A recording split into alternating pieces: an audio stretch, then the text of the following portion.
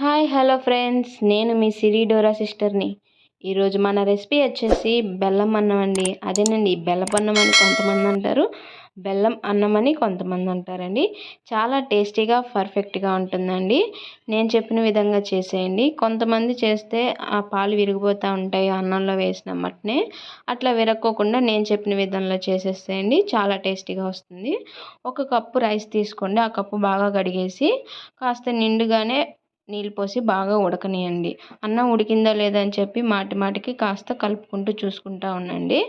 అన్నం ఉడికిపోయింది, బాగా మెత్తగా అవుతుంది అన్నప్పుడు అన్నంలో ఉన్న నీళ్ళన్నీ వంపేసుకోండి. అంటే ఇలా ఇప్పుడు నేను చూపిస్తాను చూడండి, బాగా మెత్తగా ఉడికింది అని చెప్పి మీకు అర్థమైపోతుంది. స్పూన్ తీసుకొని చూస్తే సరిపోతుంది అనమాట. అలా ఉడికితే నీళ్ళన్నీ తీసేసి ఒలిపేసి కొద్దిగా నీళ్ళు ఉంచుకుంటే సరిపోతుందండి. ఈ విధంగా కన్సిస్టెన్సీ ఉంటే సరిపోతుందండి.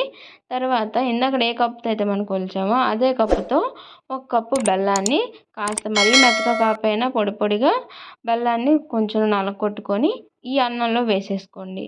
ఈ అన్నంలో ఈ బెల్లం అనేది అన్నంతో ఉడికితే ఇంకా ఇంకా చాలా టేస్టీగా ఉంటుందండి. మీరు ఇట్లా చేయండి. కొంతమంది ఏంటంటే అన్నం ఉడికిన తర్వాత పాలు పోసి తర్వాత బెల్లం వేస్తారనమాట. అప్పుడు ఏమవుతుందంటే పాలుతో పాటు అన్నంలో వేసినప్పుడు విరిగిపోతాయి పాలు. అట్లా విరగకుండా ఉండాలి, పర్ఫెక్ట్గా టేస్ట్ రావాలంటే బెల్లం వేసి అన్నంలో బాగా ఉడకనియాలి. బెల్లం మొత్తం బాగా కరిగిపోయిన తర్వాత కాస్త అంటే ఆ బెల్లం అంతా అన్నానికి పట్టిద్ది అనమాట. అప్పుడు తీపిదనం అనేది బాగా ఉంటుంది. అప్పుడు మనం పాలు పోసుకుంటే చాలా టేస్ట్ వస్తుంది. ఇలా బెల్లం మొత్తం కరిగిపోయిన తర్వాత ఒక 5 మినిట్స్ బాగా ఉడకనియండి. ఇందాక మనం ఏ కప్పుతో అయితే రైస్ కానీ బెల్లం కానీ కొలిచామో అదే కప్పుతో ఇప్పుడు 2 కప్పుల పాలని పోసుకోండి. చిక్కటి పాలని 2 కప్పుల పాలని అయితే పోసుకోండి. 2 లేదా అంతకంటే ఎక్కువ అంటే 2.5 కప్పులు పోసుకోవచ్చు.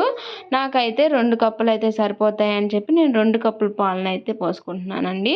2 కప్పుల పాలు అయితే పర్ఫెక్ట్గా సరిపోతాయి. అంతకంటే ఎక్కువ అయితే టేస్ట్ అనేది మారిపోతుంది. 2 కప్పుల పాలు సరిపోతుంది. పాలు అనేది విరక్కోకుండా కూడా ఉంటాయి, చాలా టేస్టీగా కూడా ఉంటుందన్నమాట. ఇట్లాగా పాలను అయితే కలిపేసుకొని కాసేపు గరిటెతో తిప్పేసుకుంటే సరిపోతుందండి. అలాగా కాసేపు పాలను అయితే పోసుకొని వాటిని కాసేపు గరిటెతో తిప్పుకుంటూ ఉండాలి, లేకపోతే అడుగు అంటిపోతుంది అనమాట. ఇదంతా మీడియం ఫ్లేమ్లో కంటే ఇంకొంచెం తగ్గించుకుంటే సరిపోతుంది ఫ్లేము, లేకపోతే అడుగున అంటుకుపోతుంది అనమాట. ఇట్లా మొత్తం ఒక 10 నిమిషాలు బాగా వేయించుకున్న తర్వాత దాంట్లోనికి యాలకుల పౌడర్ని అయితే వేసుకోండి. నేనైతే యాలకుల్ని బాగా దంచుకొని దాంట్లో ఉన్న విత్తనాలు మాత్రమే వేసుకున్నాను. వేసుకొని ఒక 10 మినిట్స్ ఇలా తిప్పుకుంటూ ఉన్నాను మీడియం ఫ్లేమ్లో పెట్టుకొని. ఇలా మీడియం ఫ్లేమ్లోనే పెట్టుకుంటే అడుగు అంటుకోకుండా పర్ఫెక్ట్గా టేస్ట్ అనేది వస్తుంది, లేకపోతే మాడు వాసన అనేది వచ్చేస్తుంది.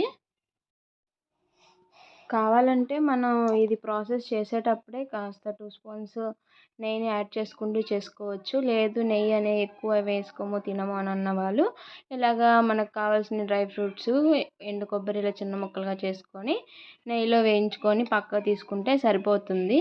అంటే కొంతమంది నెయ్యి ఎక్కువ తినే వాళ్ళు అన్నంలోనే వేసుకుంటారనమాట. అట్లా వేసుకునే వాళ్ళు కాస్త దీంట్లోనే ఎక్కువ వేయించుకుంటే సరిపోతుంది. మొత్తం అయిపోయిన తర్వాత దాని మీద కాస్త 2 స్పూన్స్ వేసుకుంటే సరిపోతుంది అనమాట. నేనైతే ఒక 2 స్పూన్స్ని కరిగించుకొని ఇప్పుడు డ్రై ఫ్రూట్స్ కూడా వేయించాను కదా, నేను కూడా దీంట్లోకి యాడ్ చేసేసాను.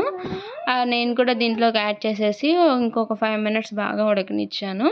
బాగా ఉడికేసిన తర్వాత చూసారా, బాగా పర్ఫెక్ట్గా పట్టేసింది అనమాట అన్నానికి బాగా బెల్లం పాలు.